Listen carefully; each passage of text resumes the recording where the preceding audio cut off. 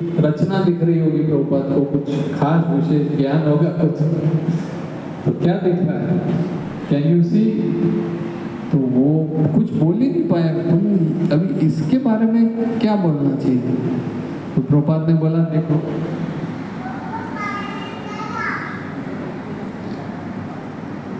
कि संसार में पक्षी भी, इससे पता चलता है कि एक ही स्थान पर रुके हुए हैं, तब जाके इतना कचरा इकट्ठा हो गया। तो पक्षी भी आसक्त हो रहे हैं, मनुष्यों की बात तो छोड़ ही थी क्या।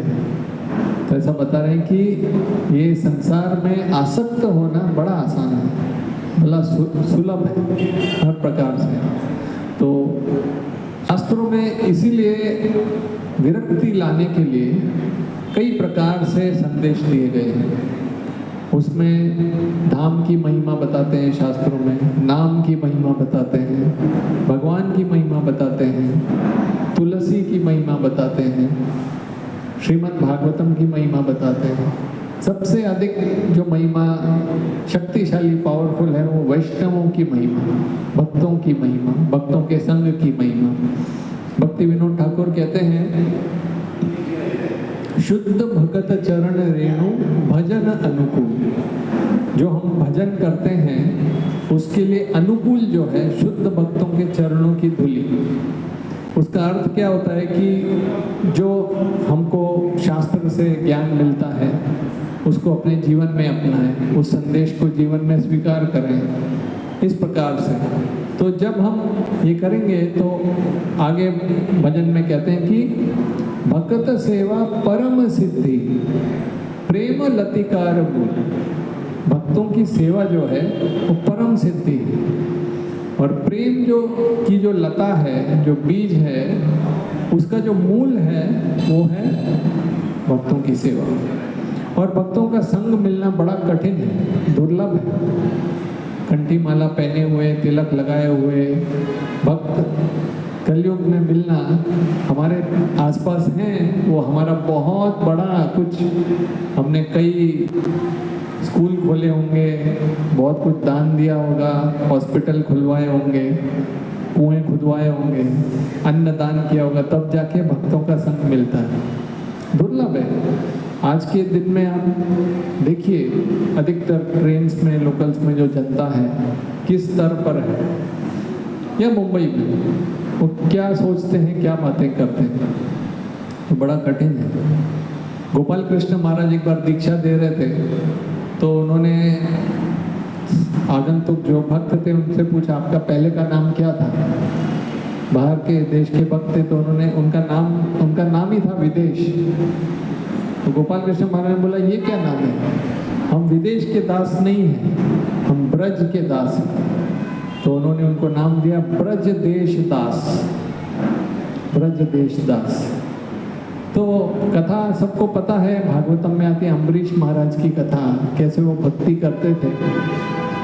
उन्होंने सारी इंद्रियों को सेवा में लगा दिया था। सवई मनः कृष्ण पदारविंदयो, अपने मन से वो कृष्ण के चरण कमलों का स्मरण करते थे। वचांसी वैकुंठ गुणानुवर्णने, उनकी जो जीवा थी उससे वो भगवान के बारे में बातें करते थे। करौ हरेर मंदिर मार्जनादिषु, अपने हाथों से जो मंदिर का मार्जन करते थे, सेवा करते थे। श्रुतिम चकार च्युत सत कथोदय, अपने कर्णों से भगवान की कथा सुनते थे। मुकुंद लिंगालय दर्शने दृशु, भगवान के विग्रह और लिंग आलय मतलब भगवान का मंदिर, उसको ढूंढने के लिए, देखने के लिए, वो दर्शन करने के लिए अपनी आंखों का इस्तेमाल करते थे। तो क्या क्या हो गया? हाथ इस्तेमाल किया, मन को इस्तेमाल किया, और कान से श्रवण किया। आगे क्या करते थे? घ्राणम च तत्पाद सरोज सौरभे, जो उनकी सुगंध लेने की शक्ति थी, उससे वो भगवान को अर्पित पुष्प कमलों का सुगंध लेते थे। थोड़ा स्पीकर उधर घुमा सकते हैं चाहिए तो, थोड़ा सीटी बज रहा है उसमें। श्रीमद् तुलस्या रसनाम च तदर्पिते, बचा क्या? जीवा। जीवा से क्या फंक्शन है? दो काम करते हैं। जीवा से क्या काम करते हैं हम लोग?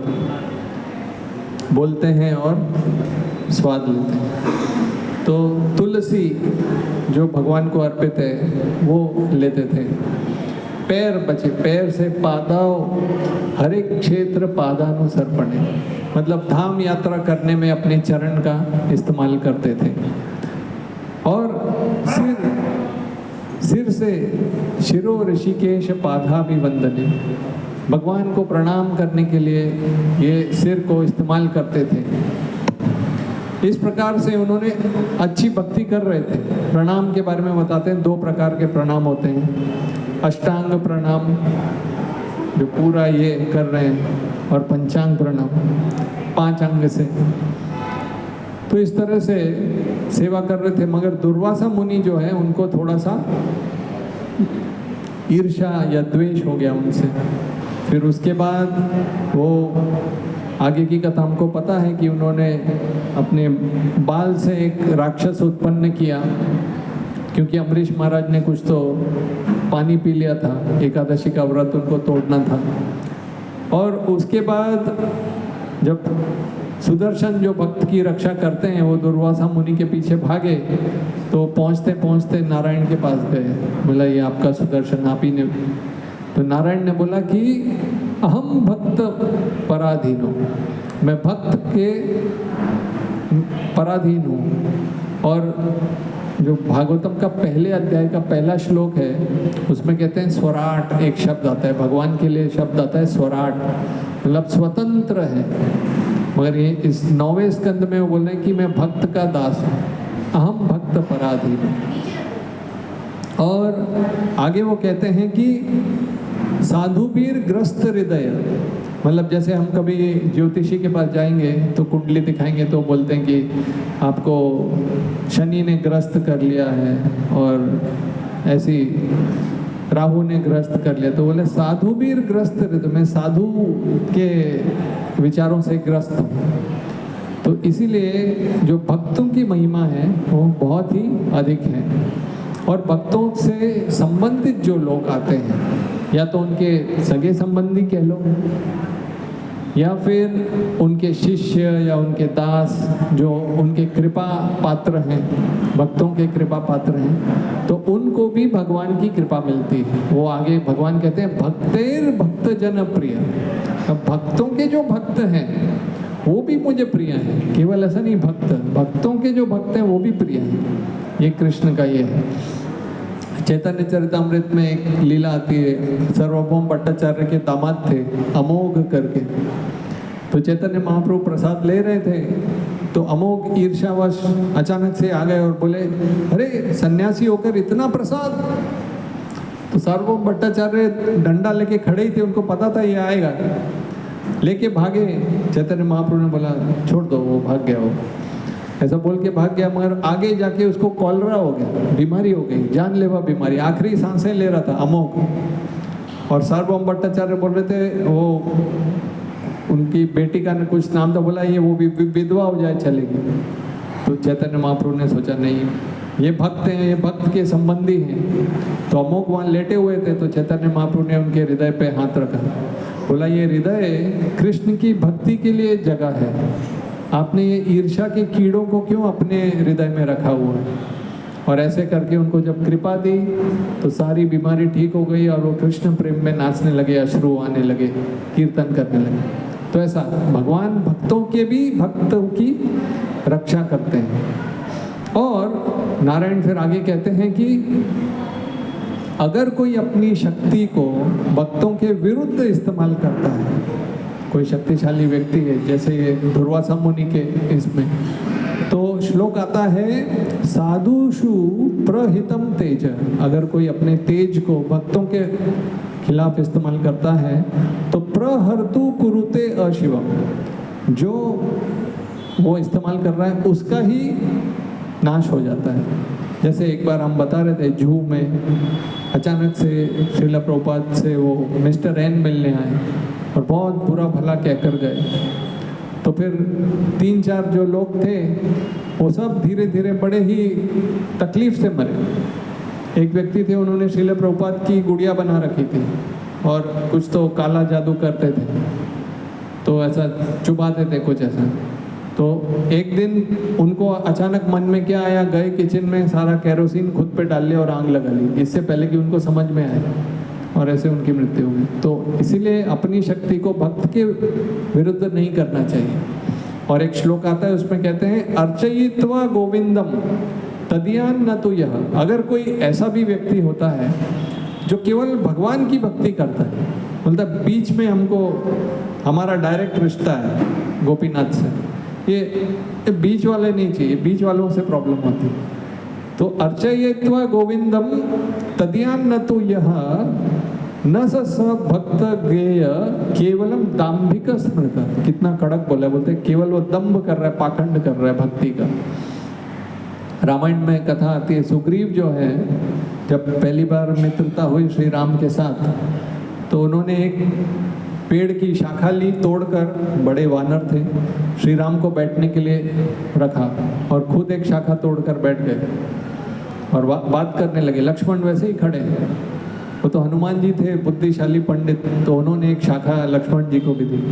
और श्री राम ने लिख लिया अपनी डायरी में, इसने गड़बड़ करी, इसने जो है लक्ष्मण जी को नहीं दिया। ऐसा एक और बार हो गया ऐसा कुछ, तो दो बार एंट्री हो गई। फिर ऐसा बताते हैं कि जब आगे सुग्रीव को बोला कि जाओ वाली से लड़ो, मैं हूँ, तो पहली बार जो पिटाई पड़ी वाली से और वो भागते हुए आए, तो बोले आपने बचाया नहीं, तो वो इसीलिए पड़ी थी क्योंकि वो श्री राम को जो है प्रेम कर रहे थे और लक्ष्मण को उतना आदर नहीं दे रहे थे। अभी आने वाले सोमवार के अगले हफ्ते बलराम जी आ रहे हैं, वही बलराम जी लक्ष्मण जी ये जो हैं एक ही गुरु के इसमें प्रतिनिधि करते हैं।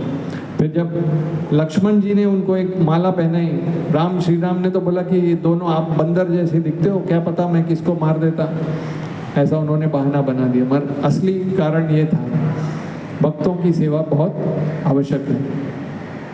श्रीमती पार्वती देवी एक बार शिव जी को पूछती हैं कि सबसे ऊंची आराधना क्या है, सबसे ऊंची भक्ति किसकी है? तो वो बताते हैं आराधना नाम सर्वेशाम विष्णुर आराधनम परम। सारे देवी देवताओं की उपासना से अधिक, ये शिव जी बता रहे हैं पार्वती जी को, विष्णु की आराधना।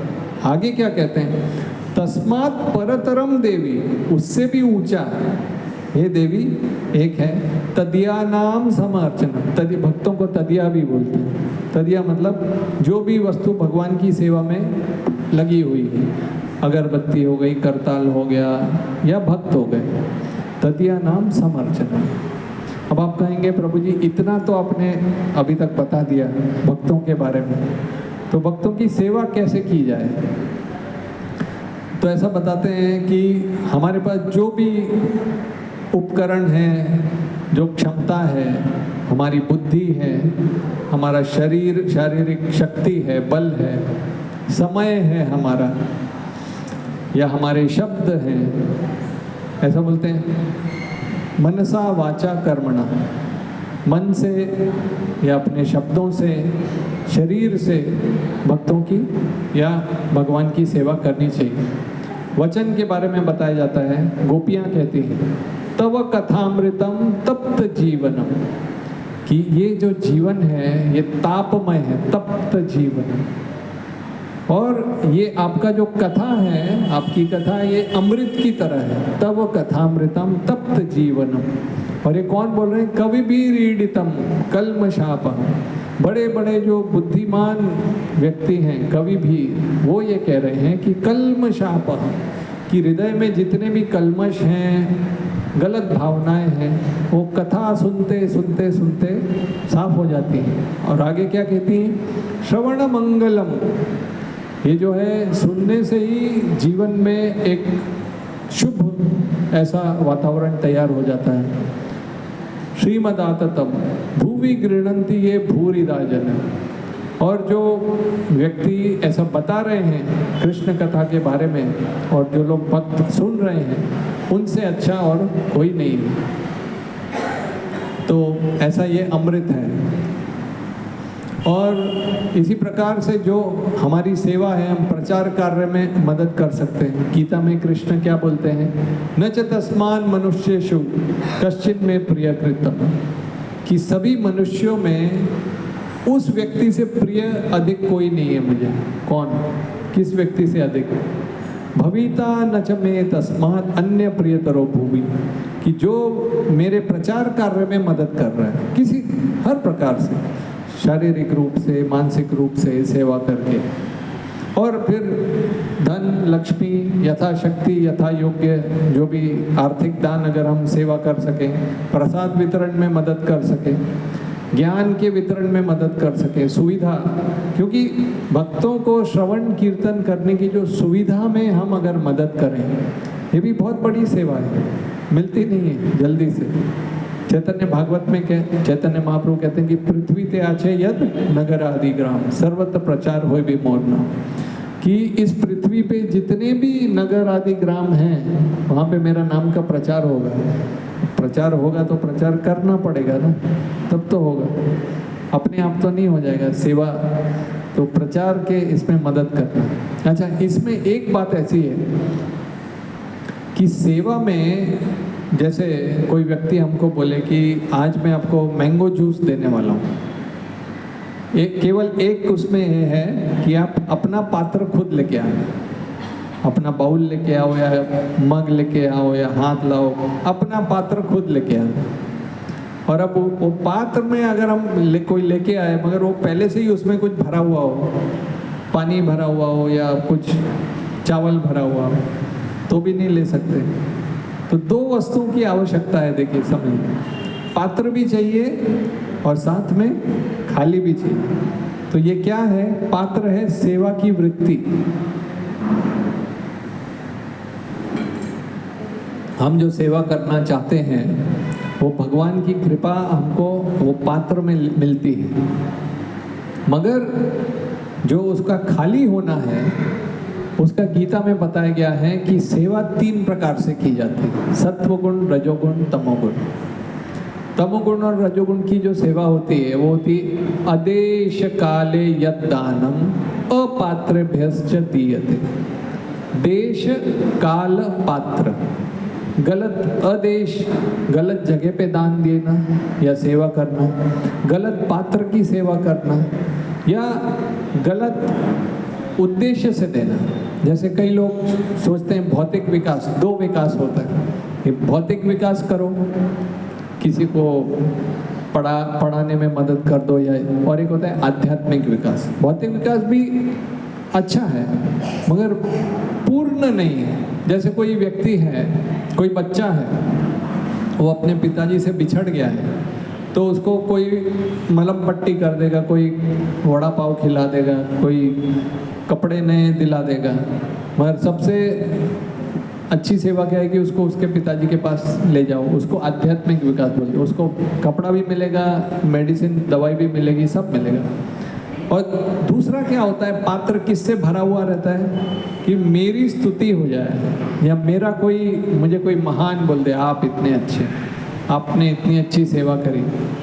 तो जैसा मैं एक बार बता रहा था कि भक्त का हुलिया बनाना, मेरे ख्याल कुर्ता आ जाएगा 100 रुपये में, धोती आ जाएगी 200 रुपये में, 300, तिलक आ जाएगा 30, 40, 50 में, 350, कंठी माला आ जाएगी और 50 में, 400, और शेविंग करने की ब्लेड ले लो थोड़ा, कुल मिला के 500 में भक्त बन जाएगा आदमी, पूरा वैष्णव तैयार रेडी, मगर अंदर से गड़बड़ी। तो भक्त का अपने आप को वैष्णव बोलना और हो जाना और तिलक में देखना, वाह आज तो बहुत अच्छा दिख रहा है, तो बहुत आसान है। अभी एक रियल लाइफ में हुआ था, बालाजी मंदिर में बहुत सारा डोनेशन आता है। तो एक बार एक व्यक्ति वहाँ पे सेवा में थे, कौन सी सेवा थी, जो भी डोनेशन आता है वो गिनना वगैरह, तो गिन रहे थे। वैसे वहाँ पे सब देख के सेवा में लगाते हैं कि किस व्यक्ति को कैसी सेवा देना, कैमरा वगैरह भी लगा हुआ रहता है। तो भी उन्होंने देखा अचानक एक बड़ी कीमती अंगूठी, इतनी, उनके मन में थोड़ा सा गलत विचार आ गया बोला ये ऐसी अंगूठी वापस नहीं मिलेगी। कुछ उनको समझ में आया कि ये बहुत कीमती है, तो कुछ तो तरीके से उन्होंने ऐसे स्लिप करके और खीसे में डाल दी और किसी तरह वो बाहर भी आ गए।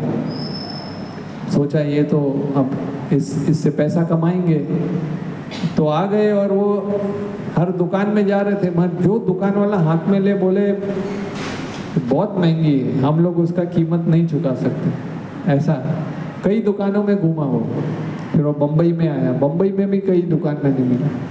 फिर वो वामन हरी पेटे करके एक दुकान में गया, वो बड़े ज्वेलर्स है सुना है मैंने, वहाँ पे दिखाया है। बोला मैं बहुत घूम चुका हूँ, कोई भी ये लोग के पास उसकी कीमत देने की ये नहीं है। तो बोले हम देंगे आपको, आप बैठिए।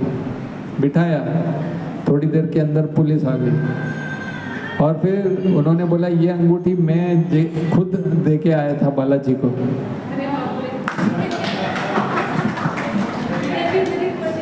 तो इसलिए बताते हैं कृष्ण को हम चीट करेंगे तो कृष्ण के बारे में एक वो श्लोक आता है, द्यूतम छलयताम अस्मि, कि छल जो अगर किसी को करना है तो कृष्ण से बड़ा छल करने वाला फिर कोई नहीं। और भक्ति अगर हम करना चाहते हैं तो ये जो हमारा पात्र है वो खाली होना बहुत जरूरी है।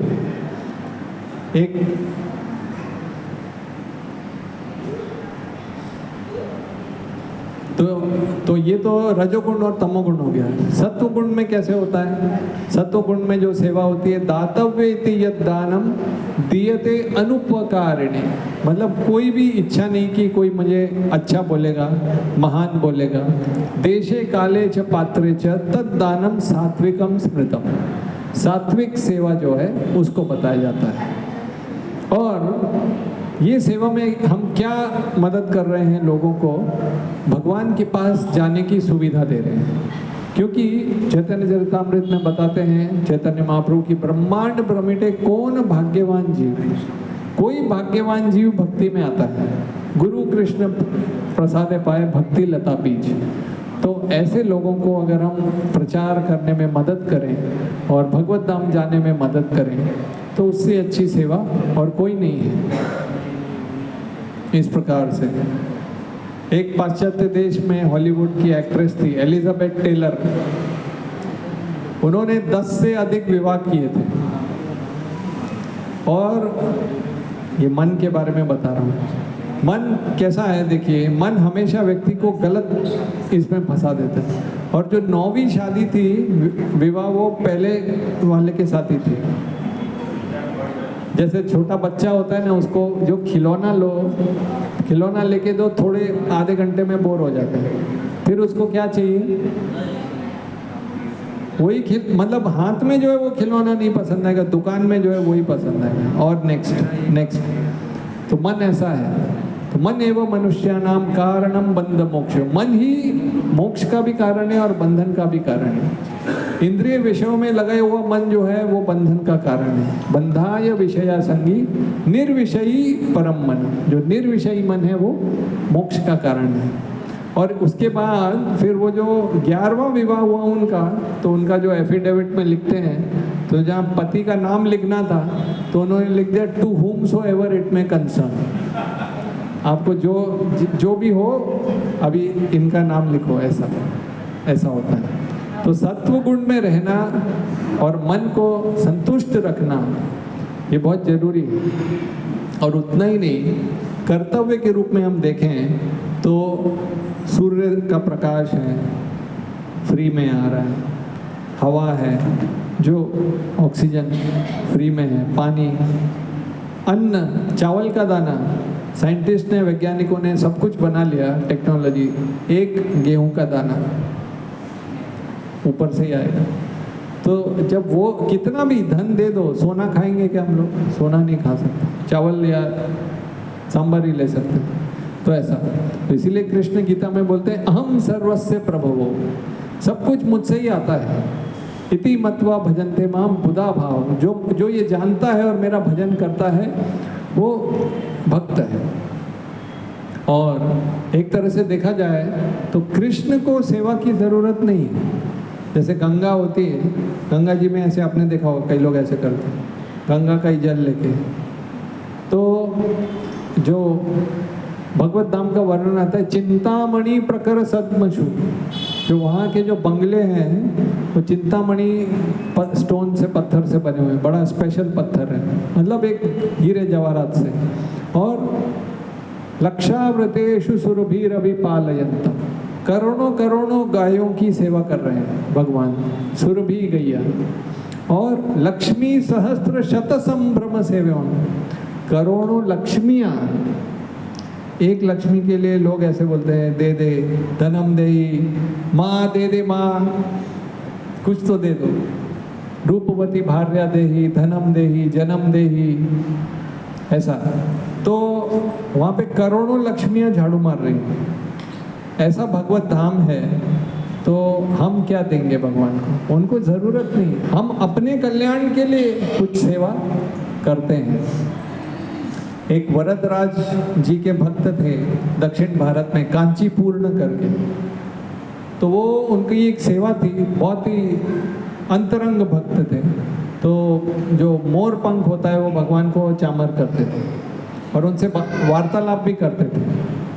तो उनके एक दास थे, एक ब्राह्मण थे, सेवक थे।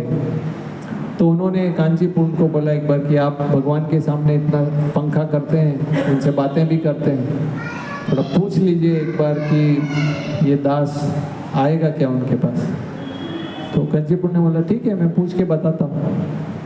तो उन्होंने पूछा कि वो पूछ रहे थे ब्राह्मण कि वो आपके पास आएंगे क्या। तो उन्होंने उत्तर दिया हाँ, क्योंकि वो आपकी सेवा कर रहे हैं, भक्त की सेवा कर रहे हैं, तो इस जीवन के उपरांत डायरेक्ट मेरे पास आ जाएंगे। तो ऐसा सुना तो फिर कांचीपूर्ण को प्रश्न आया कि अभी मतलब मैं भी पूछ ही लूँ फिर अपने बारे में, अब वो तो जा ही रहा है तो मैं भी शायद, तो उन्होंने पूछा फिर अगली मीटिंग में। तो राजा जी ने बोला कि देखो ऐसा है कि वो तो किसी भक्त की सेवा कर रहे हैं इसलिए उसकी गारंटी है, आप डायरेक्ट मेरी सेवा कर रहे हो तो गारंटी थोड़ा कम है। तो फिर उन्होंने वो पंखा उधर ही रखा, गए 6 महीने तक जो है भक्तों की सेवा करी, बर्तन धोए, पानी लाया दूर दूर से। रामानुजाचार्य के एक भक्त वहाँ पे माता आई, नया विवाह हुआ था, वो बोलती थी एक सेवक दो, सर्वेंट चाहिए, कपड़े धोना पड़ते हैं, दिन भर बर्तन धोना पड़ते हैं, दूर से पानी लाना पड़ता है, कुकिंग भी करना पड़ता है, मैं थक जाती हूँ। रामानुजाचार्य ने बोला इनकी सेवा में जाओ। और इनको पता ही नहीं था कि ये कौन है, बड़े पंडित थे। तो ऐसा वो सेवा कर रहे थे गांव में रहते एकदम। और उनको सब जैसा एक दास के साथ आप कैसा व्यवहार करें, ये लाओ, अरे जल्दी नहीं किया, लेट करते हो, ऐसा। जबकि वो इतने महान पंडित करते रहे। फिर एक दिन गांव में एक वो प्रचारक है, मायावादी प्रचारक, हम यतो मत ततो पद कि यत पिंडे तद ब्रह्म, वो क्या श्लोक है, घटाकाश पटाकाश, वो न्याय बोलते हैं। जैसे घट जो मटका है, मटके के अंदर जो हवा है, मटका फोड़ दो तो वही हवा बाहर भी है। मतलब एक तरह का न्याय है कि हम सब एक हैं, संक्षिप्त में बताया जाता है, सब एक, आप मैं आप, ऐसा ऐसा सब कंफ्यूजिंग। तो जब इन भक्तों ने सुना कि ये क्या बोल रहे हैं, सब गलत, गांव वालों को सब गलत प्रचार कर रहे हैं, ऐसा तो नहीं है। तो फिर उन्होंने बोलना बताना चालू किया। तो पंडित ने बोला अरे घर का सफाई करो जाके, तुम कहाँ बातें कर रहे हो। फिर उन्होंने बोला मैं भले सेवक हूँ मगर आप बात सुन लो। फिर जो उन्होंने ज्ञान बताया वो पंडित भी शरणागत हो गया बिल्कुल। फिर लोगों को पता चला अरे ये तो महान भक्त हैं कि हम उनको जो है कचरा साफ करवाने में और इसमें। तो फिर जाके फिर उन्होंने भरतदास जी से पूछा कि अभी मेरा कुछ, अभी हो, अभी गारंटी, अपने भक्तों की सेवा करी तो अभी गारंटी। और कहानी आती है बिल्व मंगल ठाकुर की। जब वो बूढ़े हो गए थे, उनकी आंखें तो उन्होंने फोड़ ही ली थी और भगवान कृष्ण का वो याद करते थे, तो ढूंढ रहे थे कहाँ है वृंदावन, कहाँ है। तो कृष्ण जो है बालक रूप में आए और उनका हाथ पकड़ के उनको लेके जा रहे थे। बीच बीच में हाथ छोड़ देते थे, बोले देखो आपको तो चलना भी नहीं आता है, मैं पकड़ के लेके जा रहा हूँ। छुड़ा छुड़ा के चले जाते थे कृष्ण। तो बिल्वमंगल ठाकुर कहते थे, देखो आप मेरा हाथ से छुड़ा के जा सकते हो, मेरे हृदय से जाके बताइए तो मानते।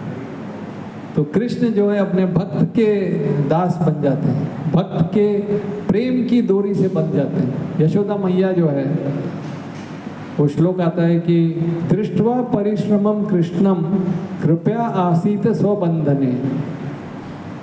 ऐसा कि जब कृष्ण ने देखा कि यशोदा मैया बहुत परिश्रम कर रही है, विसृष्ट कवरस सृज, उनके बाल बिखर गए हैं, जो पुष्प हैं वो दामोदर लीला पूरा 2 घंटे का लेक्चर है, एक एक डिटेल में वर्णन किया आचार्य ने। उसमें बताते हैं जो फूल थे उसमें 2 पार्टी थी, एक कृष्ण के पार्टी के थे, तो वो सोचते थे कि अरे वो कृष्ण को पकड़ने जा रही तो हम यशोदा का साथ नहीं देंगे, तो वो गिर गए। आधे फूल यशोदा मैया की पार्टी के थे, वो सोच रहे थे कि हमारा वजन से यशोदा मैया ये हो रही, तो वो भी गिर गए, मतलब स्लो हो रही है। 2 पार्टी के थे, ऐसा क्या क्या रसिक सब वर्णन है। तो मगर जो ब्रह्म संहिता में ब्रह्मा जी कहते हैं, पंथास्तु कोटि शतवत्सर संप्रगम्यो वायोरथापि मनसो मुनिपुंगवानाम सोप्यस्त यत् प्रपद सिन्मे अविचिन्त्य तत्वे गोविंदम आदि पुरुषम तमम। पंथास्तु कोटि, ऐसे कई पंथ हैं जो वायु की स्पीड से कृष्ण के पीछे भाग रहे हैं। वायोरथापि मनसो, मन की स्पीड से। अभी हम आंख बंद करें तो 10,000 किलोमीटर दूर का ध्यान कर सकते हैं 1 सेकंड में, ये मन की स्पीड है और वायु की स्पीड है। उस स्पीड से भी वो कृष्ण के पीछे भाग रहे हैं। तो सोप्यस्ति यत् प्रपद सिन्मे अविचिन्त, प्रपद मतलब जो पैरों का अंगूठे का नाखून, वो भी उनको नहीं मिलता है, और यहाँ पे पूरे कृष्ण यशोदा मैया से बंध गए। तो ऐसे जो भगवान हैं, जो मन की गति से भी अगर कोई ध्यान लगाए, कर्म करे, ज्ञान मार्ग से जाए तो भी नहीं मिलते, प्रेम से बंध जाते हैं।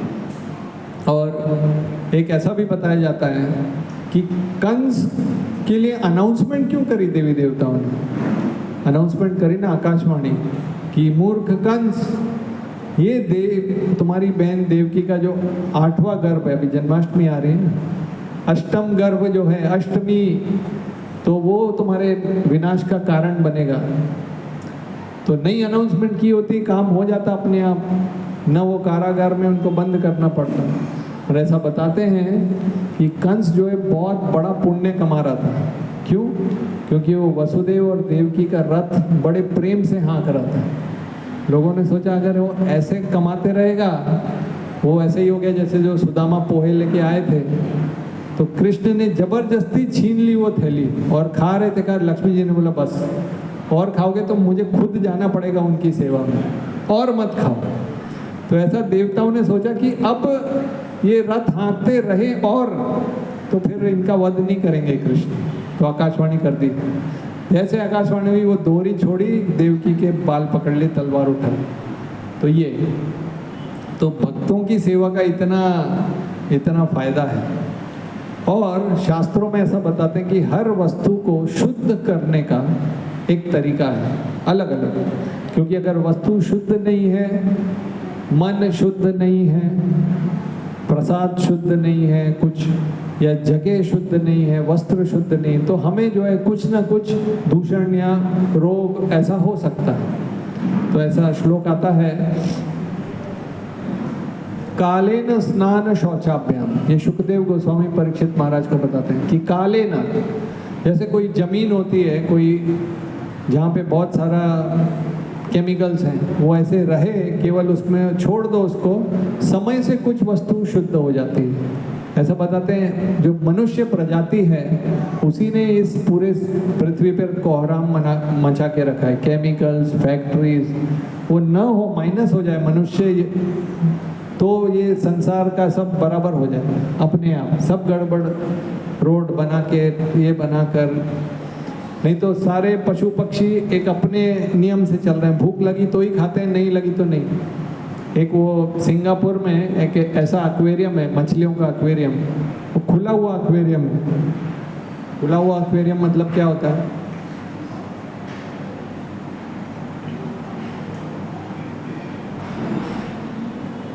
नॉर्मली मछली डब्बे में बंद रहती है कांच के, और लोग मछली को देखते हैं। इसमें उल्टा है, वो समुंदर के नीचे से ऐसी ट्यूब बनाई है कांच की, और मनुष्य अंदर जाते हैं और आसपास पूरा वो बड़ी बड़ी सबसे खतरनाक खूंखार शार्क रहती है, और उसको ऐसा खुले में देखते हैं वो लोग, और बाकी भी जो जीव जंतु हैं। और उसमें भी एक स्पेशल भी एक सेवा है कि कुछ लोग जो है वहाँ बाहर जाके तैरते भी हैं, और शार्क कुछ नहीं करती। शार्क, उसका मैं बताता हूँ। मछली पहले वो इतनी खतरनाक है, सबसे तेज जाती है वो और अटैक कर देती है। जैसे सांप और नेवला हुआ, बिल्ली चूहा, कुत्ता बिल्ली, तो ऐसा। तो जो शार्क मछली होती है वो मनुष्य को देखकर ही अटैक करती है, मगर उस टाइम अटैक नहीं करती। क्यों? क्यों? उसको इतना पहले खिलाया जाता है सुबह से कि उसको कोई इंटरेस्ट नहीं आता है, भूख नहीं लगती। तो ऐसा जीव जंतुओं का है। तो काले न फिर स्नान शौचाभ्य, शरीर को स्वच्छ करना है तो स्नान करो, और जन्म को शुद्ध करना है संस्कार, इस संस्कार से जन्म शुद्ध होता है। और इंद्रियां कैसे शुद्ध होती हैं? तपस्या करके। किसी भी प्रकार से हर व्यक्ति किसी न किसी प्रकार से तपस्या कर ही रहा है। मैं आगे समझाऊंगा उसके बारे में। संतुष्टिया, मन जो होता है उसको शुद्ध करना है तो संतुष्टि रखना पड़ता है। मन के बारे में थोड़ा बताता हूँ। मन का ऐसा स्वभाव है कि वो हमेशा हर रोज सवेरे ऐसा एक विचार आते हैं कि क्या क्या मेरे पास नहीं है।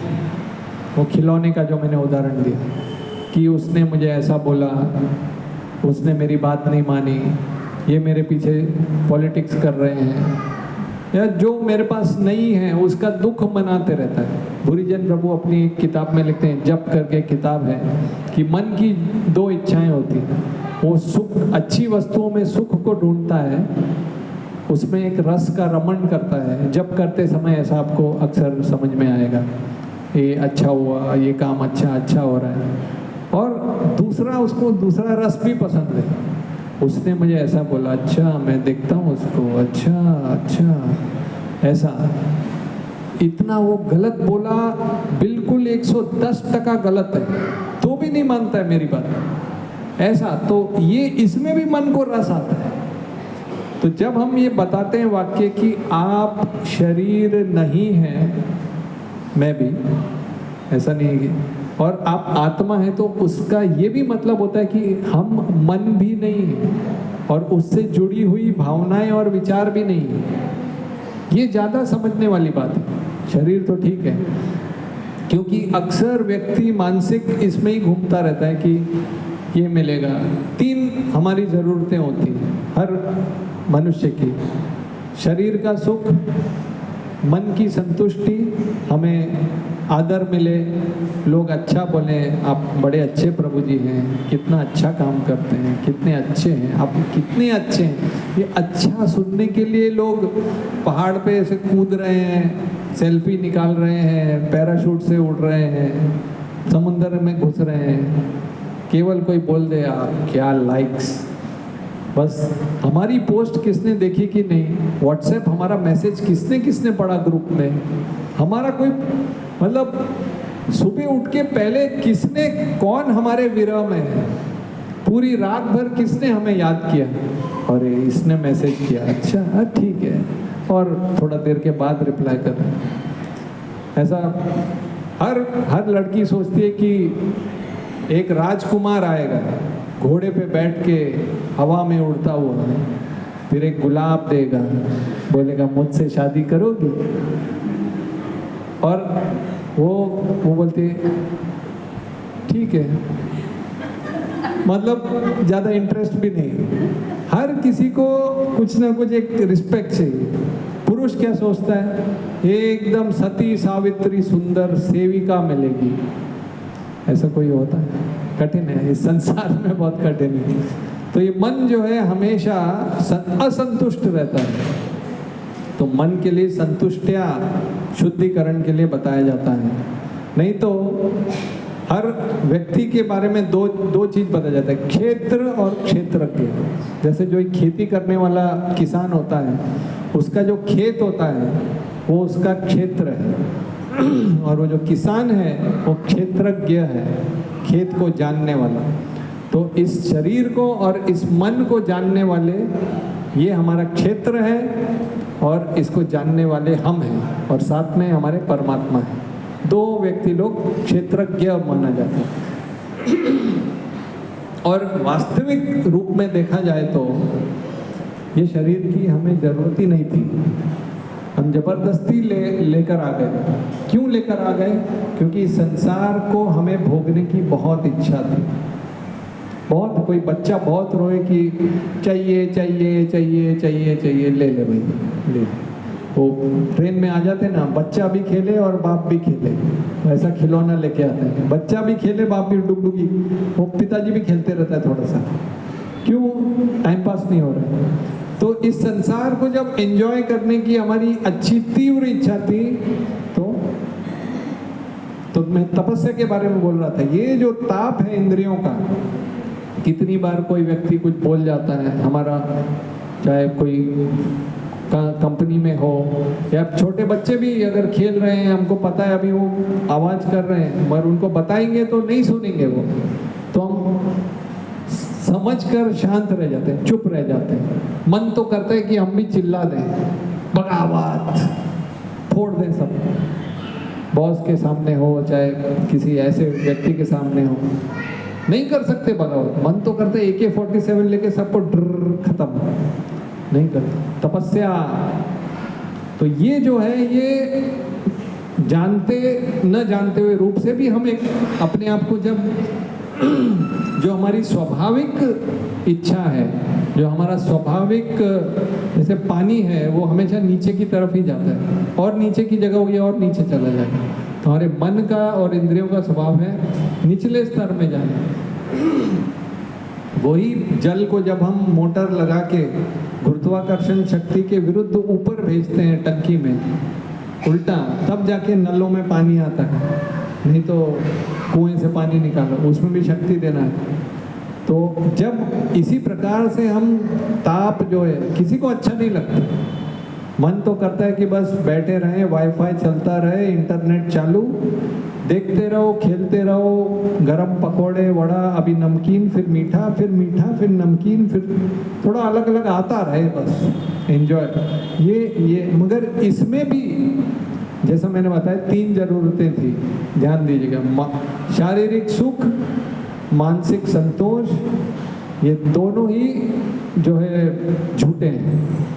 जो तीसरी जरूरत है हमारी आध्यात्मिक जरूरत, कि किसी की सेवा करना, निस्वार्थ रूप से किसी की मदद करना, कुछ न लेते हुए। जैसा मैं एक बार शायद बता रहा था कि बड़े बड़े कोई सिंगर भी आते हैं कभी प्रोफेशनल, वो जन्माष्टमी पे आ जाते हैं, बोलते हैं हमें कुछ पैसा मत दो, हम ऐसे ही अपनी सेवा के रूप में आपको सेवा देना चाहते हैं। ऐसा कई लोगों को, तो वो सेवा करने में एक अलग संतुष्टि होती है।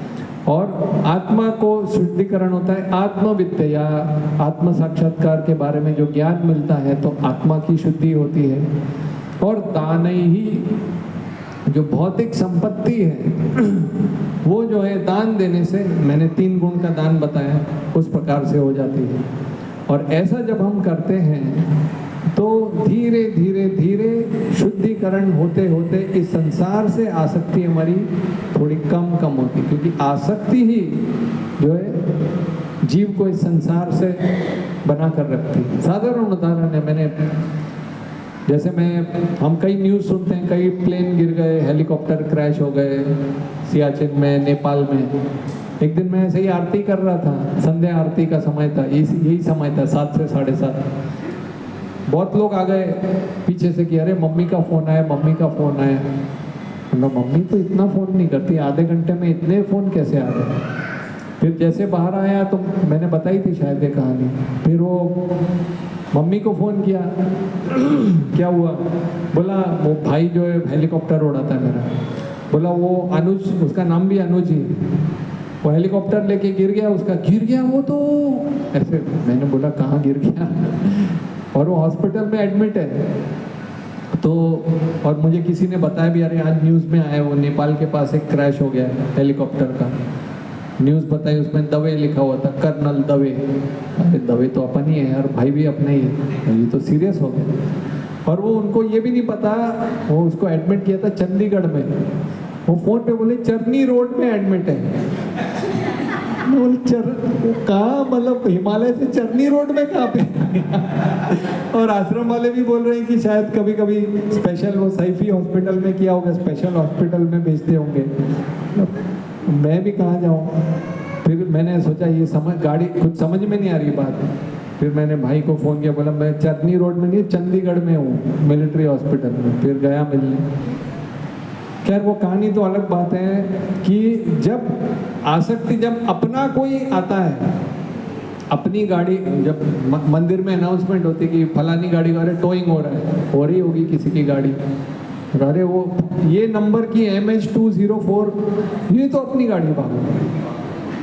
क्यों? क्या बदल गया?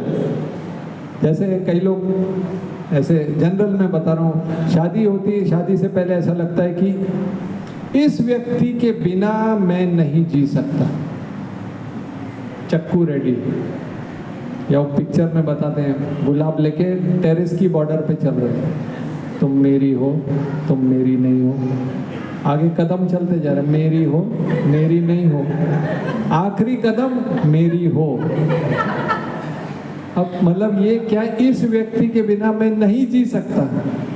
और भगवान न करे समय बीतते बीतते अब ये व्यक्ति अगर है तो मैं नहीं रह सकता। ऐसे भी हैं कुछ जिनकी करोड़ों की संपत्ति, एक वो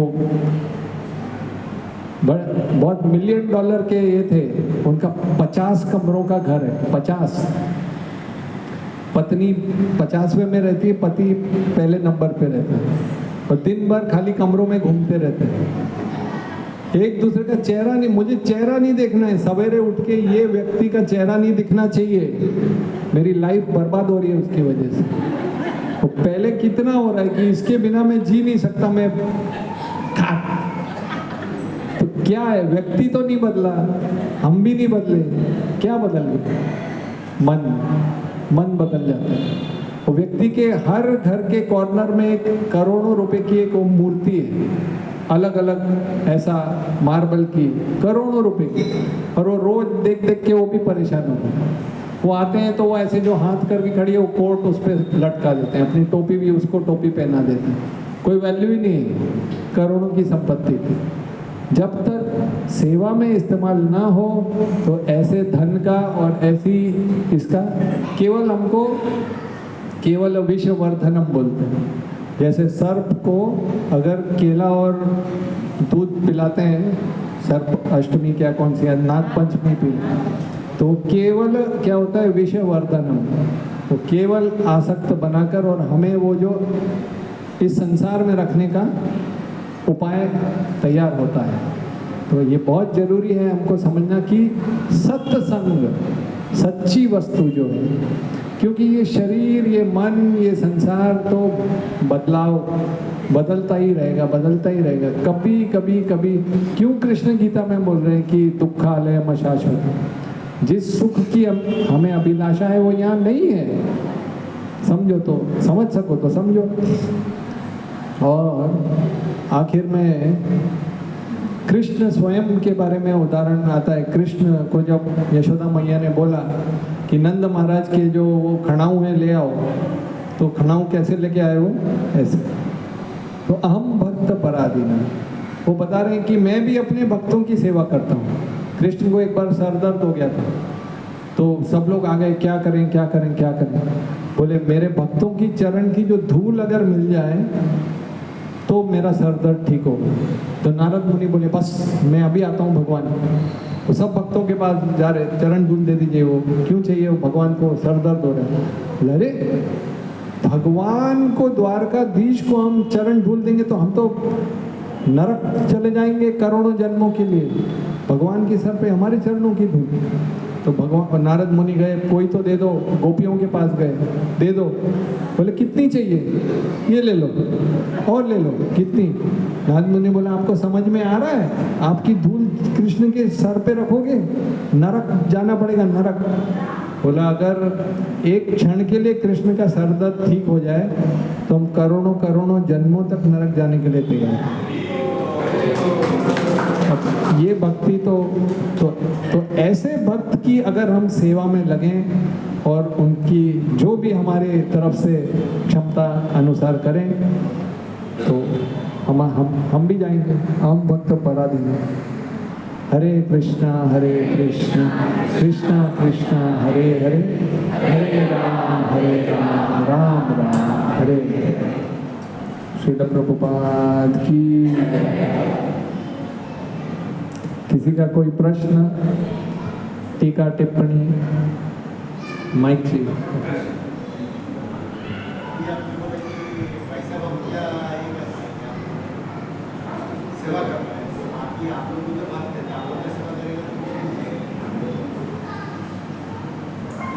कल ही मैं सुन रहा था, मैं कल भी एक प्रोग्राम में गया था।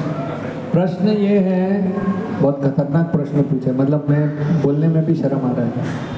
वो पूछ रहे हैं कि आपने बोला कि ऐसे गोपियों जैसे भक्तों की सेवा करने से मिलेगा, तो आप मुझे ही बोल दिया डायरेक्ट, आप जैसे लोगों की सेवा करने से कुछ मिलने वाला कि नहीं मिलने वाला। तो अभी मैं कल गया था आयरोली एक प्रोग्राम में, आते आते रास्ते में सुन रहा था, मैं प्रवचन सुन रहा था। तो उसमें एक भक्त एक महाराज को पूछ रहे हैं कि कोई तो गांव है, वो डायरेक्ट एक वहाँ पे जगह है, वहाँ पे भक्तों को भक्ति करना है। एक तरह से यही प्रश्न था। और उनको आपने बताया सेवा करना चाहिए, तो उनके पास तो भक्ति नहीं है, कोई प्रचार करने ही नहीं जा रहा है, तो किसकी सेवा करेंगे? तो महाराज ने बोला तो आप जाइए और उनको आपकी सेवा करने का मौका दीजिए, जिससे वो भक्ति कर पाए और भगवत धाम जा पाए। तो भक्त ने बोला महाराज मैं तो अभी नया हूँ, तो अभी लाल कपड़ा भी नहीं पहना, सफ़ेद ही है। तो बोले तो आप प्रगति करो, लाल कपड़ा पहनो, फिर आपको आपके मंदिर के कमांडर भेजेंगे उधर। तो कहने का मतलब ये है कि हमको खाली ट्रेन के इंजन की तरह है, सबसे आगे हैं कृष्ण, फिर गुरु परंपरा, ऐसे करते करते यहाँ तक कि श्रील प्रभुपाद स्वयं वो कहते थे कि आप मेरे गुरु महाराज के प्रतिनिधि हैं और मैं आपको सेवा कर रहा हूँ भक्ति में आगे बढ़ने की, ऐसा समझ के। तो ऐसे जो भी यथा योग्य, जो कनेक्शन में है, भक्तों के कनेक्शन में है, सही गुरु परंपरा में है, तो आप उनसे प्रेरणा आपको मिलती है, तो बहुत ही अच्छी बात है, भगवान की कृपा है। और भी कुछ मैं सुन रहा था, मुझे अभी तुरंत याद नहीं आ रहा है। इलेक्ट्रिक का एक जैसे उदाहरण दे सकते हैं कि इलेक्ट्रिक जो ये लाइटें जल रही है, पंखा चल रहा है, तो ये सॉकेट जो है जिसमें हम अपना प्लग डाल रहे हैं या इलेक्ट्रिसिटी, वो कनेक्शन कहाँ से है? पावर हाउस से है। तो ऐसा हो सकता है कभी कि एक कभी कभी बटन काम नहीं करता है, हो सकता है उसमें कुछ वायर ढीला है, तो हम क्या करते हैं, फिर रोने तो नहीं बैठ जाते हैं, हाय अभी मैं क्या करूं। हम क्या करते हैं, अगला बटन चेक करते हैं। तो कभी कभी जो कच्चा भक्त है, जो कि मैं हूँ, वो कभी कभी फिसल सकता है। तो उसका मतलब ऐसा नहीं होता कि अभी मतलब ये इलेक्ट्रिसिटी बेकार है, महाराष्ट्र का पूरा बोर्ड ही बेकार है, कोई मैं आज के बाद कभी करूँगा, ऐसा नहीं होता। आपको ऐसा फिर आपको नियम जो प्रिंसिपल याद रखना चाहिए कि हमको किसी ना किसी प्रकार से मेन इलेक्ट्रिसिटी की लाइन से जुड़ना है। ये प्लग काम करता है तो हमारे काम का है, नहीं है तो अगला, नहीं है तो अगला। ऐसा नहीं होना चाहिए अरे ये प्लग खराब निकला, क्या पता दूसरा भी निकलेगी।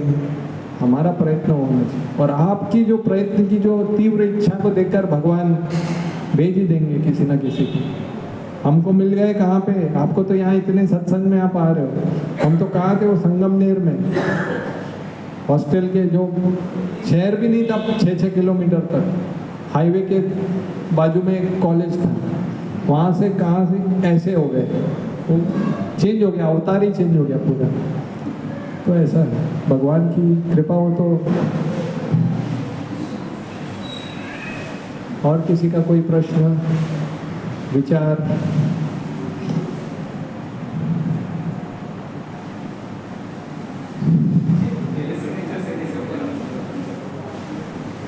ईर्ष्या से कैसे बचना चाहिए?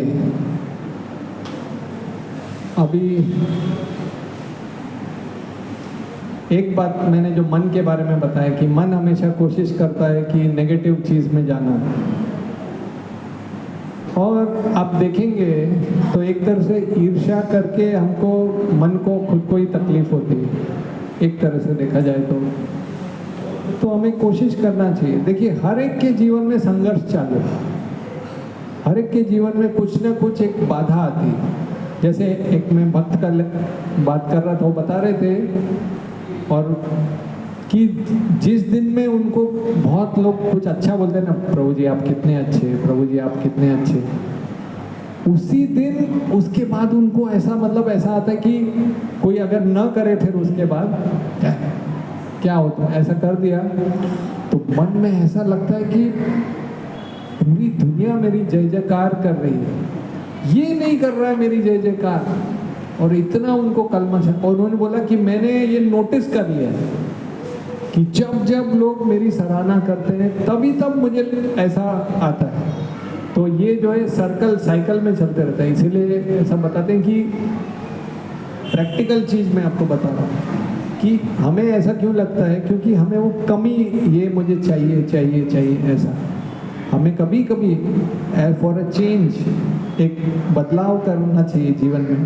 कभी गिनना चाहिए कि मुझे क्या क्या मिल रहा है जो जिसके मैं लायक नहीं था, मैं ऐसे मार्ग पे आ गया, इतना मुझे भक्ति मिली, नहीं तो आज मैं कहाँ होता, तो खाते पीते हुए कहाँ गटर में गटारी कर रहा होता, मैं तो कहीं भी गिर रहा होता मैं।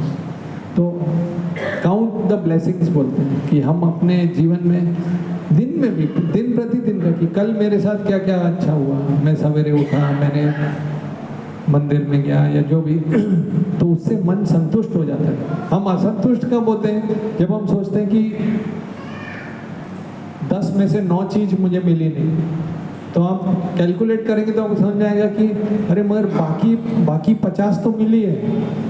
तो ये प्रसादम प्लेट का उदाहरण बहुत काम में आता है कि प्रसाद की जो प्लेट है अपनी बनी हुई है अगर अपने रूम पे, तो फिर चिंता नहीं होती, फिर बांटो। समझ में आया मैं क्या बोलूं? अपना अपने को मालूम है सेट है, तो फिर कोई प्रॉब्लम नहीं। तो वो सेट को गिनना पड़ता है कि हाँ भाई है, जो है वो बहुत अच्छा है, अगर ये नहीं होता तो कितनी तकलीफ होती। हरी हरी कठिन है मगर धीरे धीरे।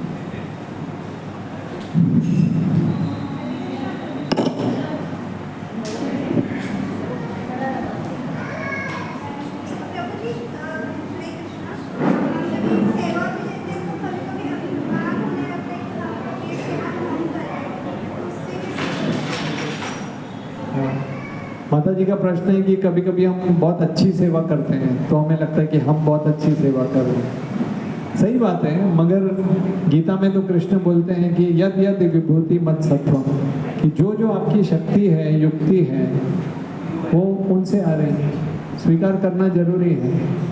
जो भी शक्ति, बुद्धि मताम अस्मि तेजस तेजस्वी नाम अहम, गीता में वाक्य है कृष्ण का कि जो तेज जिसका व्यक्ति का तेजस्वी व्यक्ति है उसका मैं हूँ, जिनकी बुद्धि है वो मैं हूँ।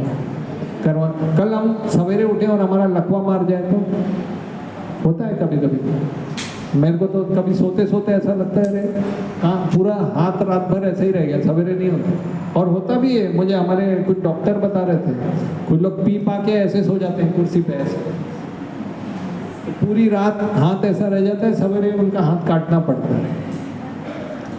कुछ नहीं है। हमारे गुरु महाराज तो बताते हैं कोई व्यक्ति अगर बचपन से लेकर मरने तक अपनी ये 2 आंखों को बचा के रखे ना, इसमें कभी आपको अगर अनुभव हो, एक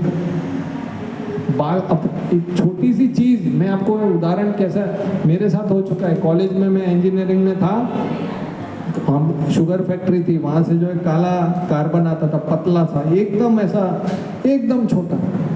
वो आँख में गया ऐसा, यहाँ जाए तो ठीक है, कभी यहाँ चला जाता है, निकलता ही नहीं है वो ऐसा। और उसकी एंगल कटिंग ऐसी रहती है डायमंड की, वो बराबर ऐसा रात भर गढ़ता रहा, आंसू की धाराएं। मुझे भगवत प्रेम हो गया ऐसा लग रहा था मुझे। और परीक्षा भी ऐसे ही दी, सो तो पाया ही नहीं। तो वो एक दाना हमारी आँख को हम बचा लें जीवन भर तो भी भगवान की बहुत बड़ी कृपा है, बाकी भक्ति तो बहुत दूर की बात है। एक आँख को बचा लें तो बाकी क्या कहना। बम्बई में एक गाड़ी आए तो सब उन्हीं की करते हो तुम कन्हैया नाम मेरा होगा।